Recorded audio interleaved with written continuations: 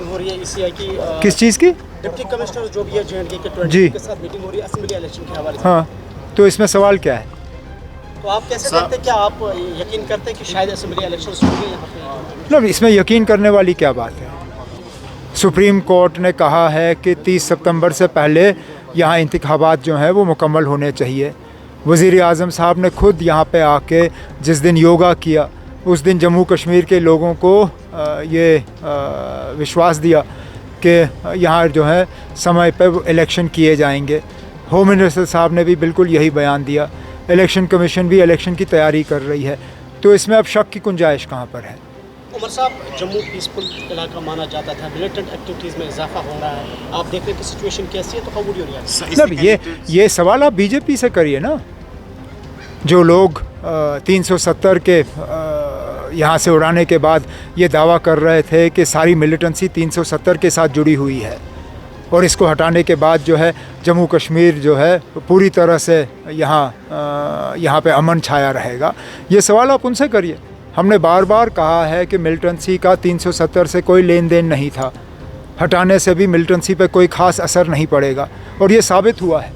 ये लोग लापरवाही कर रहे हैं, ये लोग अपने काम के तरफ ध्यान ही नहीं दे रहे हैं, बाकी चीज़ों में लगे हुए हैं।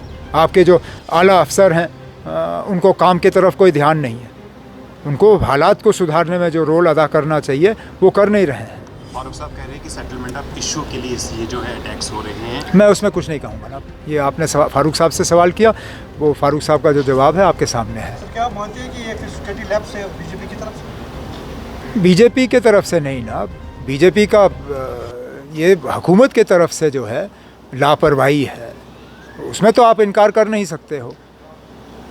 हालात जो हैं दिन ब दिन और ज़्यादा ख़राब होते जा रहे हैं, इसके लिए कसूरवार कौन है?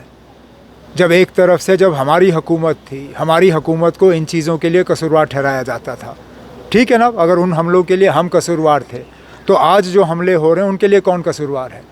जाहिर सी बात है ये लोग हैं और उनको हालात सुधारने में जो रोल अदा करना चाहिए वो नहीं कर रहे हैं।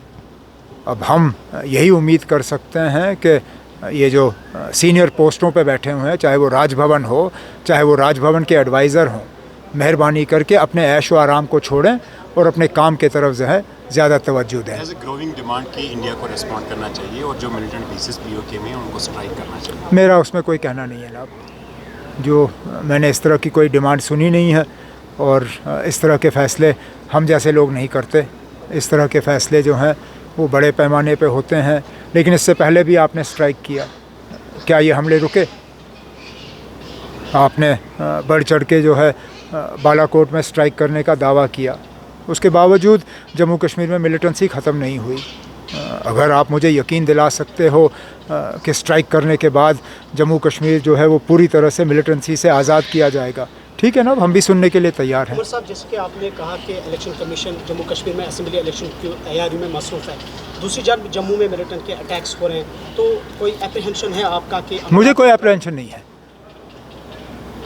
अगर हमारे होम मिनिस्टर और प्राइम मिनिस्टर जो हैं वो इन ताकतों के सामने झुकने के लिए तैयार नहीं हैं तो फिर वक्त पे इलेक्शन होंगे।